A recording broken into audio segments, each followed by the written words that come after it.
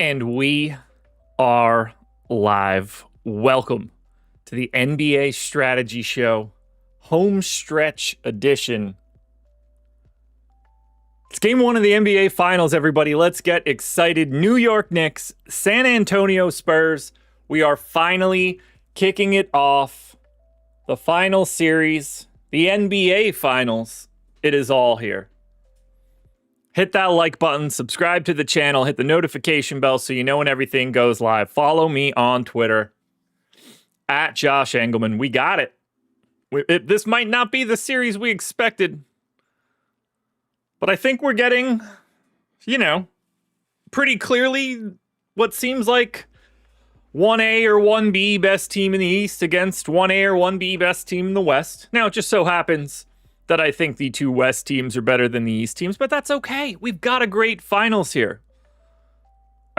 It's a completely different vibe than what we just got done watching for San Antonio and OKC. It's going to create all these different questions.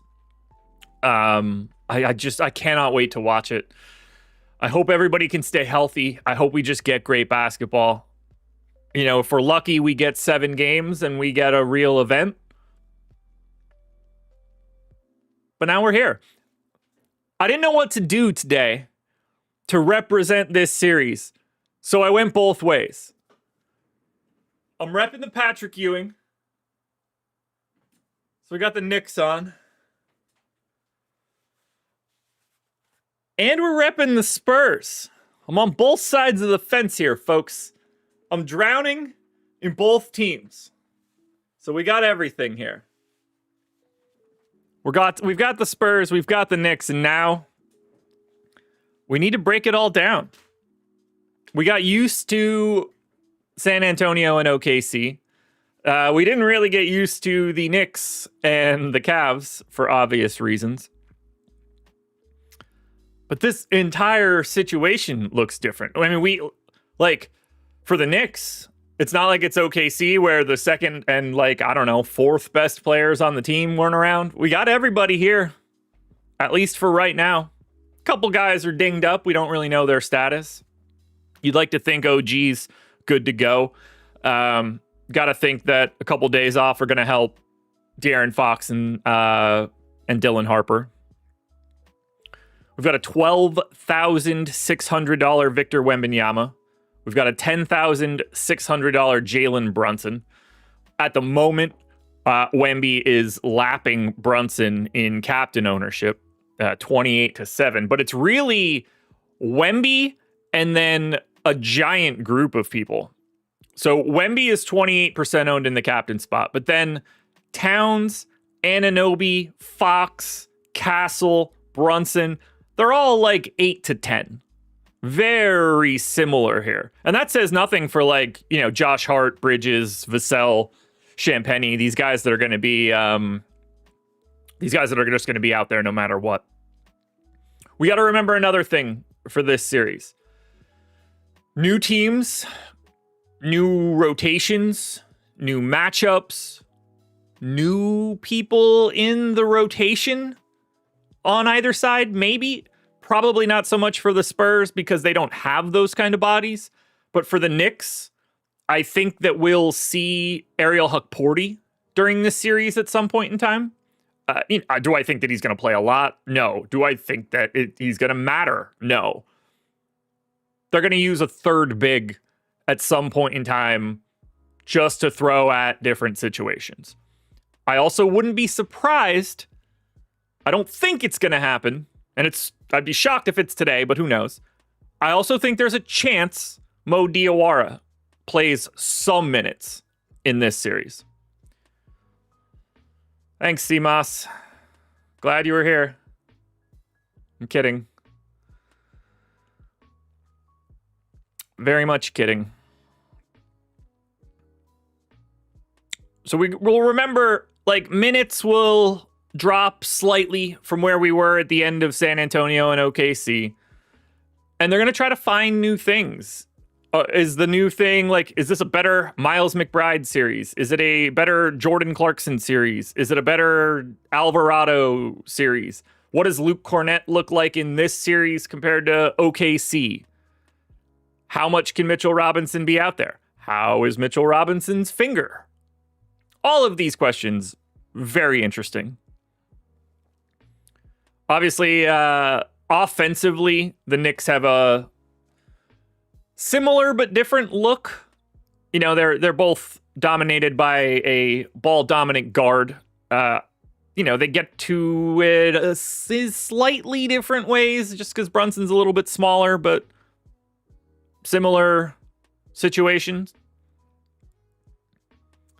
I think this is a big series for Josh Hart. I think this is a big series for Mikal Bridges in the same way that I thought the Cleveland series was. I think the Knicks will live and die a lot by how well Mikal Bridges plays, because I think Bridges should find himself in an advantageous matchup because he's like the last priority to a degree. I also think this is a massive series for Dylan Harper. I think there's a look, I liked De'Aaron Fox down the stretch of that last series, and there's like a stabilizing force to him. I think there's a chance that if Dylan Harper is healthy now, $5,400 price tag in game 1 will look real cheap by like game 5. I could see him being like 7K in a couple games because he plays a little bit more and plays well. Or he's a rookie and, you know, maybe it doesn't go as well as you'd like it to. There's also that, but I thought he held up really well against OKC, and then this should be an easier experience than that.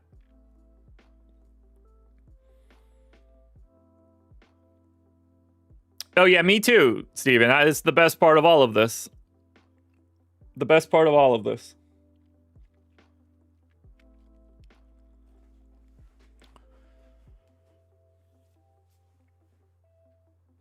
Imagine if it was Halliburton with the Spurs instead of Fox.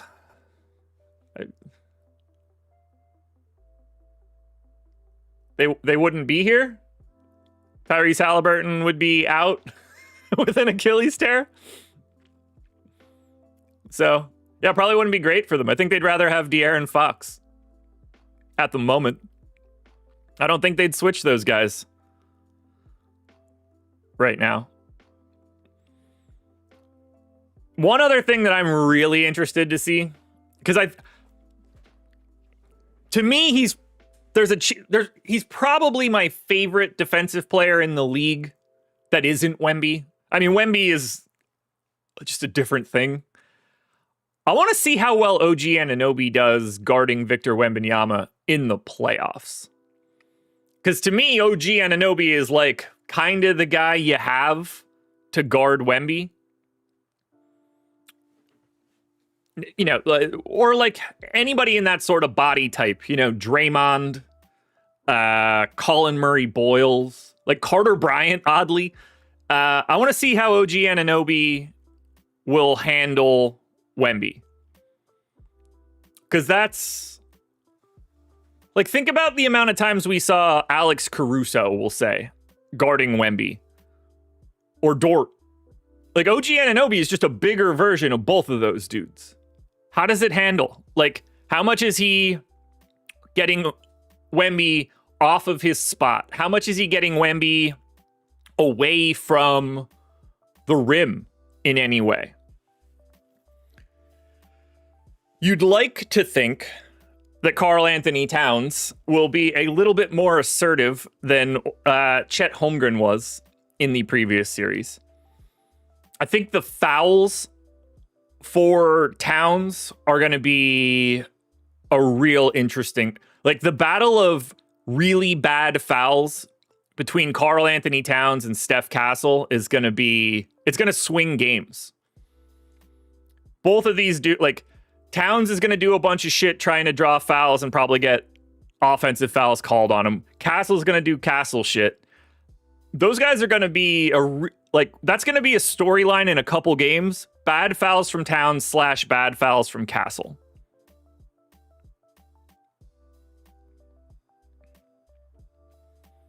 Spin block. This doesn't feel like much of an Alvarado series to me. Unless they're down a ball handler. But if Harper and Fox and Castle are all available, I think this is a really bad spot for Alvarado. Because he's unequivocally miles worse than all three of those dudes. And if they've got two ball handlers on the floor, like I just don't think that Alvarado will do enough offensively to matter defensively. I think this is still a much bigger series for like Landry Shamet and even to a degree, Jordan Clarkson. Because I don't think Alvarado brings anything to the table in this matchup defensively. And I also don't think Clarkson does either, but at least he's bigger and has more offense.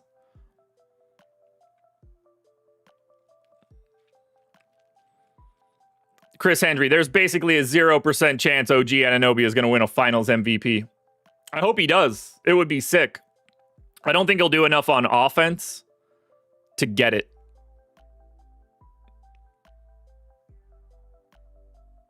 But I do think that, like, he might deserve the credit, but it's so hard to get that from, like, defense. And assuming he's playing as much defense... Castle plays defense without fouling. Have you watched any bit of Steph Castle play basketball?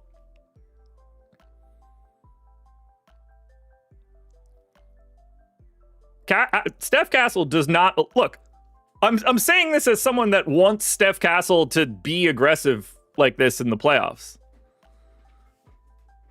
Like, I'm not saying it's a bad thing, but he very clearly gets emotional and makes stupid fouls constantly.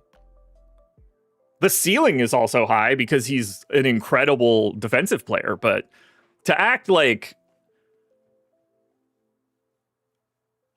Steph Castle is not a little bit of a defensive fouling problem that's crazy.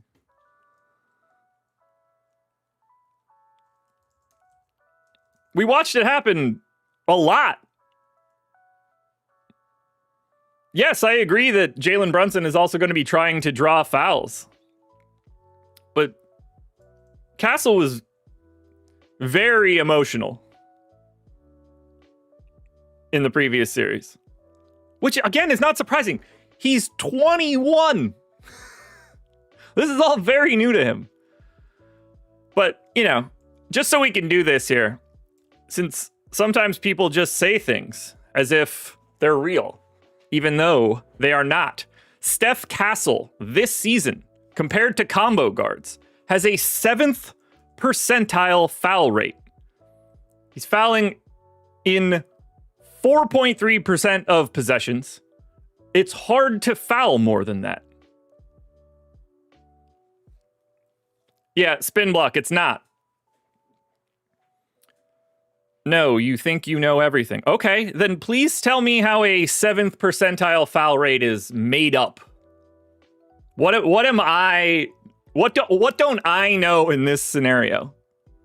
Other than the fact that he's clearly fouling constantly. Oh, by the way, in the playoffs, 4.1% foul rate, 19th percentile of combo guards in the playoffs. Houdini. Yeah. Look, I love OG Anunoby. But if he's going to put that much work in defensively, I think he's going to have a hard time getting enough offensive stats to be like a series MVP.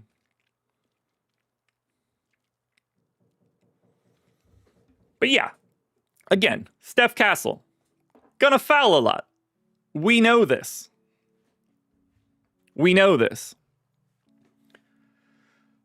I think it's fun that this is a rematch.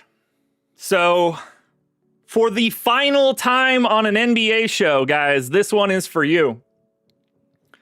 The promo code is rematch30. The link is in the description. Do you guys want to get 30% off any package at Stokastic? Do you want all access? Get it. Do you want an NBA package? Get it. Weekly, monthly, whatever you are looking for. At Stokastic, rematch30 is the promo code. The link is in the description. Projections, ownership, sims for the NBA. projections, ownership, sims for MLB, weekend PGA, weekend NASCAR, massive prize pools in NASCAR, by the way, in case you're not paying attention, massive prize pools in golf, MMA every weekend. There are sports going on constantly. This is a fantastic time for you guys to get in to chat right now. Click the link. Rematch30 is the promo code. Again, that link is in the description. 30% off anything, weekly, monthly, all access, or single sport.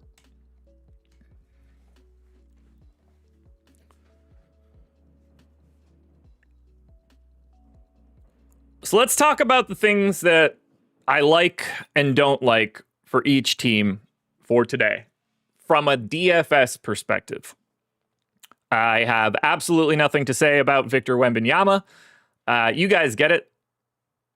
He's Victor Wembanyama, and this is a showdown. He's projected to be in 90% of lineups. He will be in 90% of my stuff. Clearly this series is better for him. At least it seems. This series is way better for Wemby on offense than it was in the previous series. Kolek after that cup game should be a major thought. Yeah, Tyler Kolek will not play a single second in this series of real time. If somebody is up by 40 in the fourth quarter, you might see Tyler Kolek, but he will not participate in basketball. If we're looking at the guards, $5,400 Harper, $7,600 Fox, $8,600 Castle, they're all basically comparably owned. I don't even think it's close. I think Dylan Harper is the best DFS play today for the Spurs. I don't even think there's a close second. 5,400, projected for 25 minutes, but could very easily play 5 more, depending on how this game's going. Obviously, Harper benefits immediately if Steph Castle is in the foul trouble that I outlined that some people think is fake. I want as much Dylan Harper as I can get. I will be over that number. If he maintains 30% ownership today and is comparable to the other guards, give me all of the Dylan Harper. I continue to just look at Devin Vassell and Julian Champagny and have no idea how to pick which one I want for that particular day. They're separated by $400. They're the exact same fantasy point per minute guy, basically the same ownership.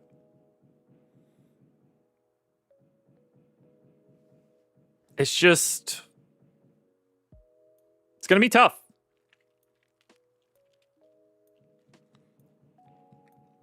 It's going to be tough. Fox and Castle is an interesting coin flip between the two. To a degree, I probably lean Fox. Obviously, I think Castle has the much higher ceiling. When Castle's working, he can hang a much bigger number than Fox. You know, he could stack up a couple extra defensive stats. I trust Fox's floor more. I trust Castle's ceiling more. Feels like a decent spot for Keldon Johnson. Kolek can definitely play. What are we doing here?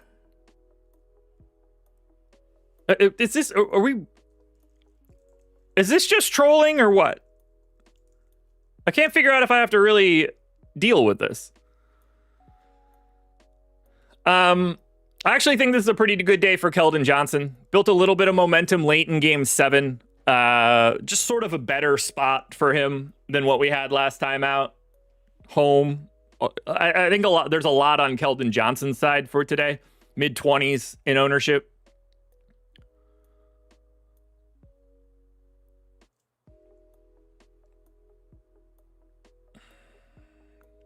Luke Cornett becomes really interesting at 2,400. Tough series for him last time out. I'd like to think that Luke Cornett is more viable in this series than he was in the last series. I certainly think that they're going to try to have Luke Cornett on the floor for basically every minute that Jalen Brunson is not on the floor.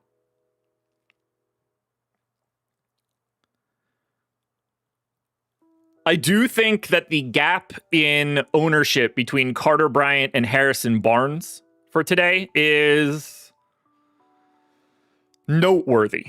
I think that Carter Bryant is more likely to get additional run in comparison to Harrison Barnes? Yes, absolutely. Do I think those guys should be 20-5 in ownership? No, I don't.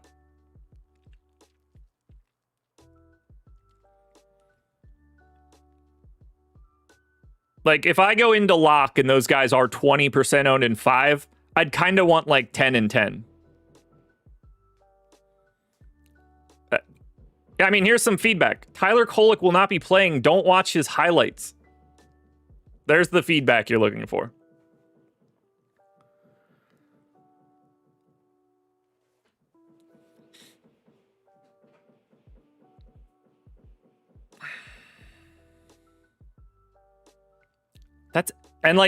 That's everybody for San Antonio.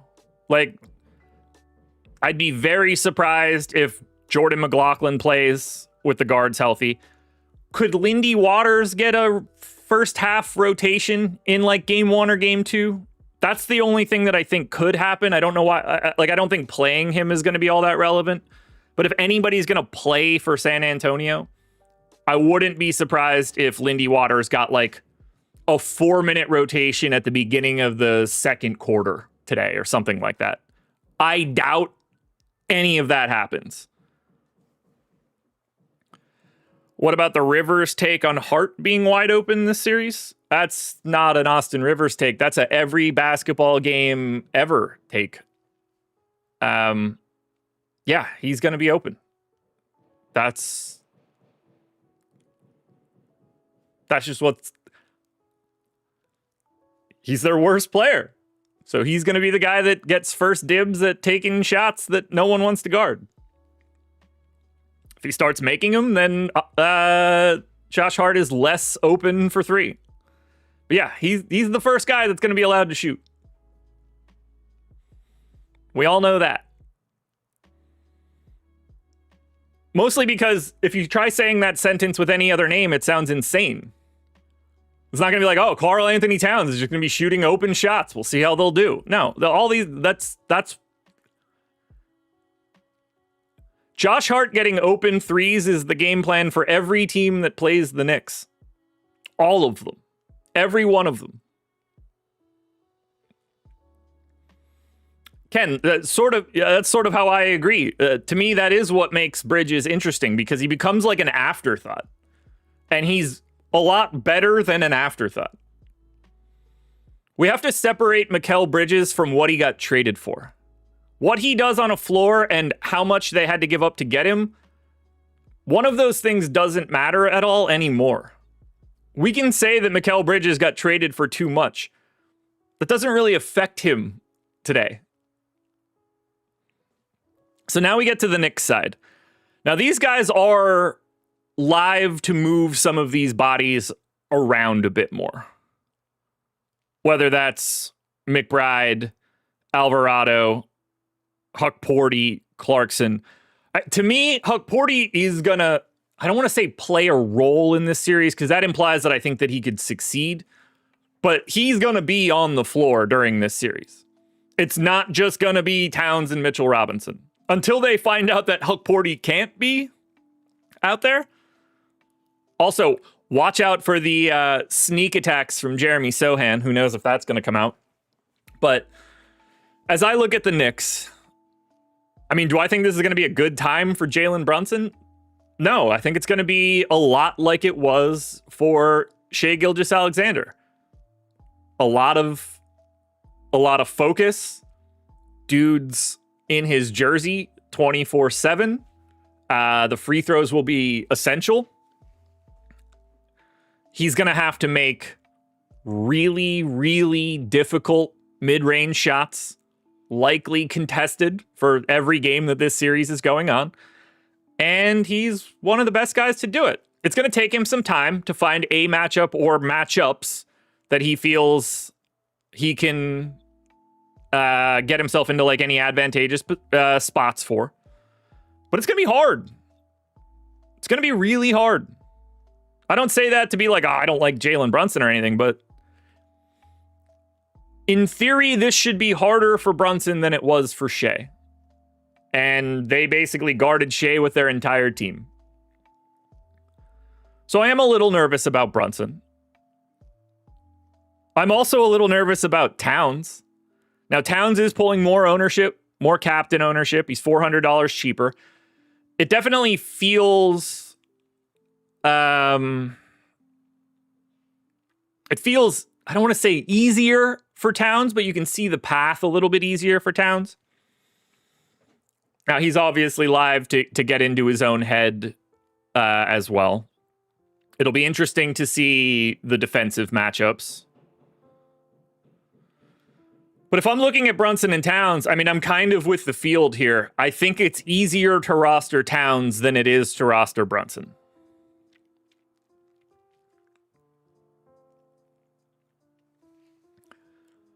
Then we get to the wings. Hart, Anunoby, Bridges. Hart, your least owned, but most expensive at 8,200. Anunoby, middle of the pack in price at 7,200, but overall the most owned. And then Bridges at 6,600 is your most owned flex option.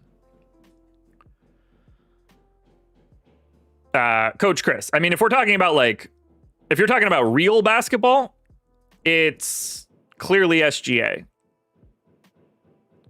If you're asking me from like a DFS perspective, that's different.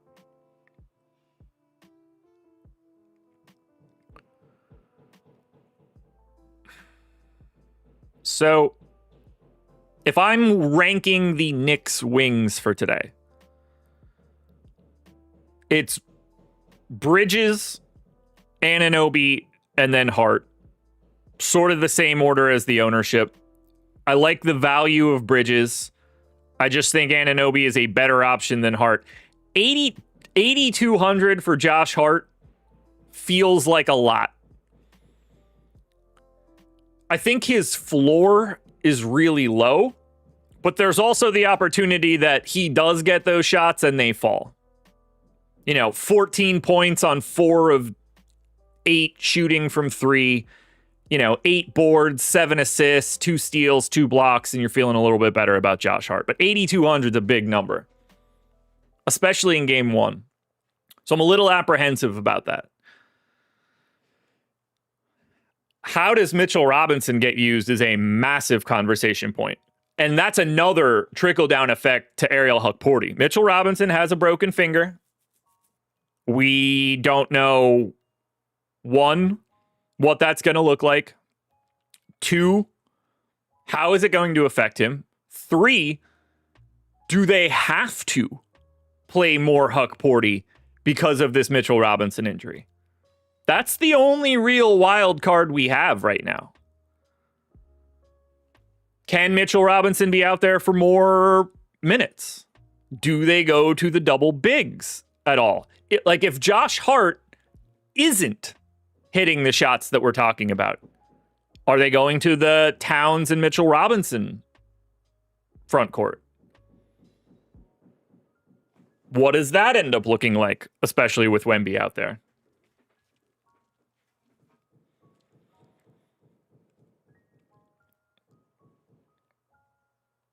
Weird. The thought process here is crazy. I don't like the Alvarado ownership right now. I'd run away from that. If I'm being honest, his price tag blows. But there is a scenario where a $4,400 Miles McBride plays 7 more minutes than this.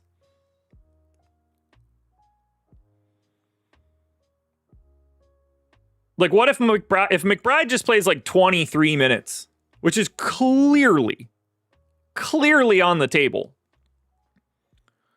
I think there's some upside there as a pay up to be very contrarian, because he's not owned at all. He is projected for 3.5% ownership.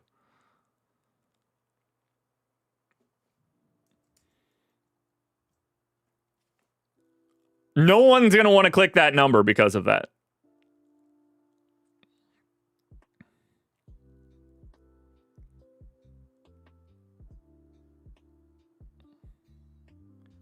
Double A, who wins tonight? We'll see.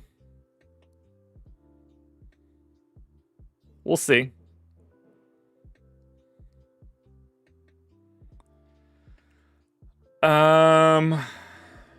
We'll get to that in a bit. I'm looking through some data here.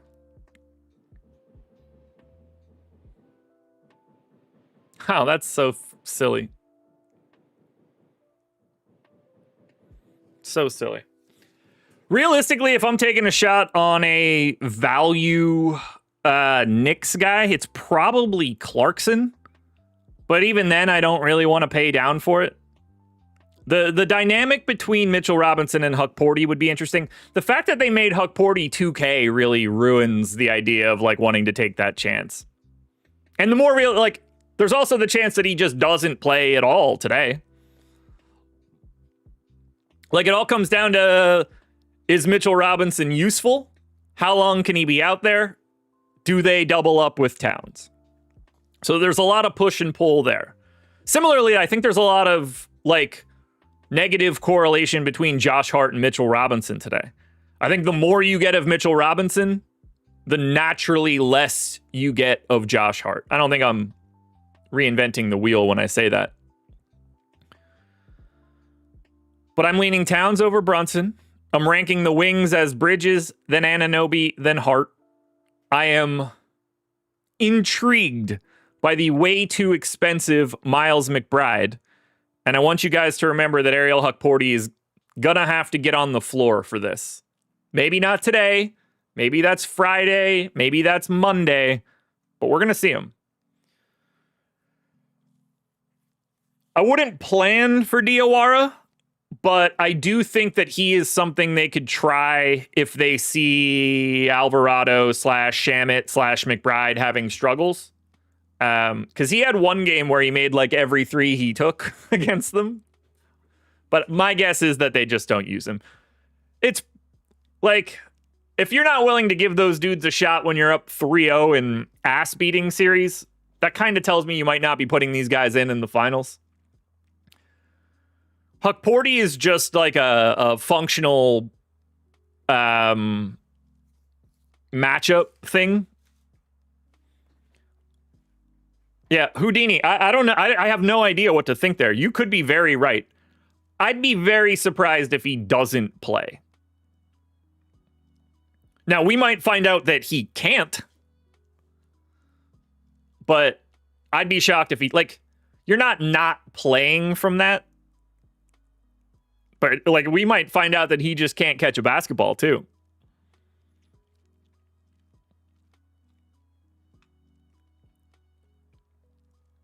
Like, there's no chance that he's active and doesn't play. Unless he gets ruled out, he will be on the floor.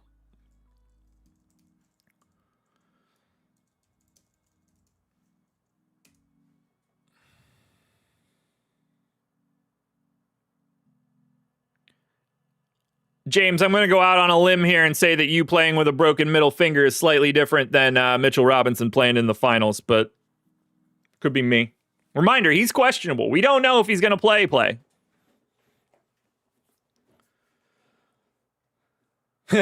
Steven, that would be great. Imagine if breaking your finger is the thing that makes Mitchell Robinson be like Steph Curry on the free throw line. He just steps out there and it's just like, boink, boink, boink. Like he's shooting on a mini hoop. It would be fun to see. But we need to pay attention to that. If we get news later today that Mitchell Robinson's somehow not playing, that is going to make these New York Knicks look very, very different from a DFS perspective. Just one finger and it's not like he's a shooter. No, but he does need to catch. He does need to catch. It does become way easier to guard a team if you have a guy that can't participate. There's no margin of error in the finals. This isn't some Wednesday against the Kings.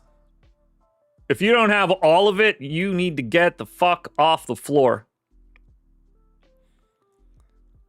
You can't afford to have mistakes right now.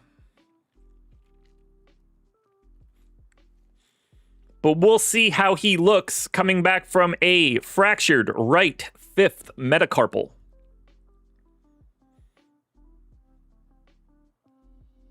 We have no idea. We'll find out later today, that's for sure. Let's find out what the optimal lineups are for both DraftKings and FanDuel, at least to start the day. And on the DraftKings side, we've got Victor Wembanyama in the captain spot. It's a 3-3 lineup. Wemby, Carter Bryant, Julian Champagnie, Towns, Bridges, and Anunoby. So for those of you scoring at home, the optimal lineup at the moment does not contain Jalen Brunson. It contains Victor Wembanyama and Karl Anthony Towns. On the FanDuel side, optimal lineup. Victor Wembanyama in the captain spot. 4-2 Spurs here. Wemby, Vassell, Champagnie, and Fox. Knicks, Anunoby, and Bridges. So for those of you scoring at home, the FanDuel optimal at the moment does not contain Jalen Brunson or Karl Anthony Towns. Something to keep in mind. Yeah, Shoebox, oddly enough, Tyler Kolek in his 0 minutes, 0 fantasy point projection, not sneaking his way in.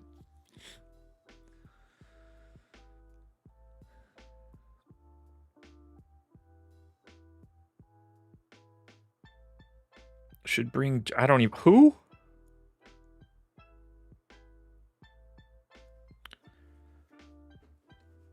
Yep, it was just it's a finger tremble. That's the issue. One more reminder, guys, the promo code is in the description. The link is there as well. Rematch 30% off anything. I think it's the perfect time to get access to everything. We've got 6-figure prize pools in golf, NASCAR, MMA. You'll have baseball contests constantly, big old contests on the NBA side. We're here for it, man. We did this in 1999. We're doing it again in 2026. Don't miss it, man. No better way to sign up at Stochastic than this link right now. So, game 1 prediction. I've got the Spurs. I just think they're the better team. As long as Victor Wembanyama is there, I'm going to have a hard time picking against them now, especially in a situation that they look as healthy as they do. So I'm going to go Spurs for game 1. I'm definitely taking the Spurs in the series. I don't care who wins. I don't have futures on either team. I'm indifferent. It really doesn't matter. Like, the Knicks would be really fun to watch win. I want 7 games of basketball. I don't care really how we get there. I don't think that's going to happen. I do desperately want a game 6 in MSG because that's going to be the most expensive basketball ticket that's ever existed, at least till next year if it happens again. So I just want to see all of that. But I think the Spurs win because I think it's pretty clear they have the best player on the court. And it would really surprise me at the end of this series if we didn't look at the series and think that Wemby was the best player in the series. And I think that's what it's going to take. It's going to take Jalen Brunson or Karl Anthony Towns being better in this series than Victor Wembanyama. And I have a really hard time seeing that be the case. But boy, oh boy, would it be fun to watch. But I think we are going to crown the San Antonio Spurs earlier than we ever expected to crown them. Either way, it's a good time, man.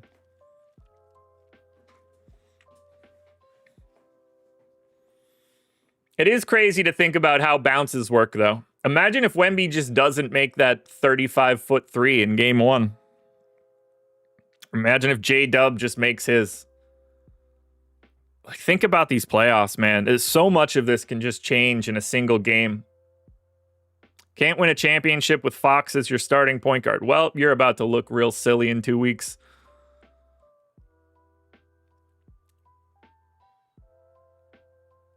Also, What about if you can win a title with Dylan Harper as your starting point guard?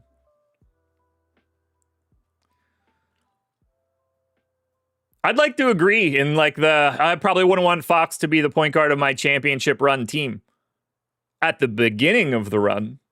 It's hard to say stuff like that when they're already in the finals.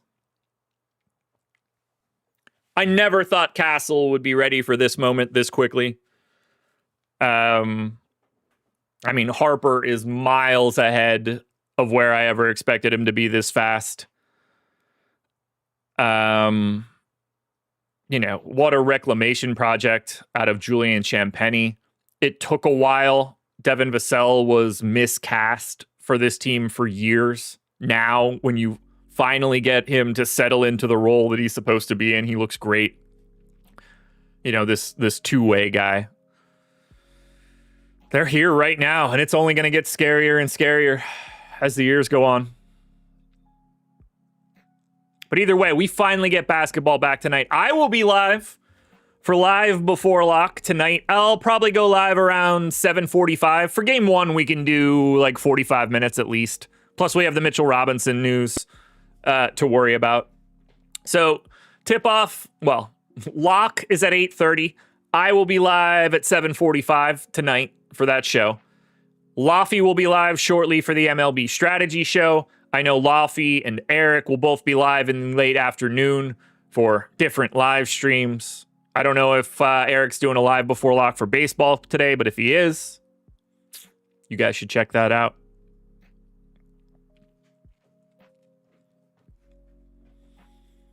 I wouldn't say it's constant Fox hate. I'd say it's more like Fox indifference. It's a little like Mikal Bridges. You know, I think Bridges gets evaluated on his skill set based on his trade package. I think Fox gets evaluated on his skill set a bit based on his current salary. And I think when we did this a lot with Andrew Wiggins when he was on the Wolves, when he was on like a contract that everybody thought was like a little too high. And we evaluate players based on that, like the perception that they were like over traded for or overpaid. And like that only matters on a balance sheet. It doesn't matter when you're on the court. And it's like De'Aaron Fox is still a, you know, all-star-ish guard. Like he's still really good. If he's overpaid by like $7 million a year, that doesn't really matter in the day-to-day. Would you like to pay him slightly less so like it makes more sense? Yeah, but you know, that also doesn't really matter.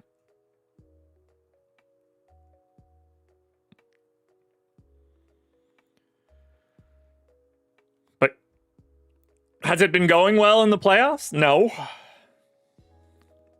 Would start Harper over Fox instantly. Well, that's why you wouldn't be an NBA coach. Because even if you're right, you can't do that. That's the problem. These guys aren't video games. They're not just names on a line.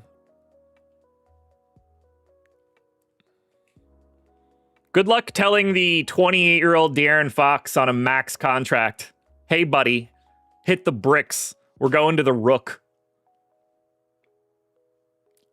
Real hard to do. You might be able to do that in like the second half of a game. Good luck doing that in a finals start. You just can't do it. You can't do it. It's not how it works. Also, 1019 points per shot attempt in the playoffs for De'Aaron Fox so far this year. Not great. But assist to turnover ratio? Nice. Nice. Guys, that's all I've got. We got 45 minutes here. You're going to get 45 minutes again later tonight for NBA Live Before Lock. I just want to watch some basketball. I cannot wait to do so. Rematch 30 is the promo code. Go ahead and grab that in the description. Make sure you're here later tonight, 7:45 Eastern Time we got to talk about some basketball. It's game 1 of the finals, everybody. Get excited. Sign up at Stochastic.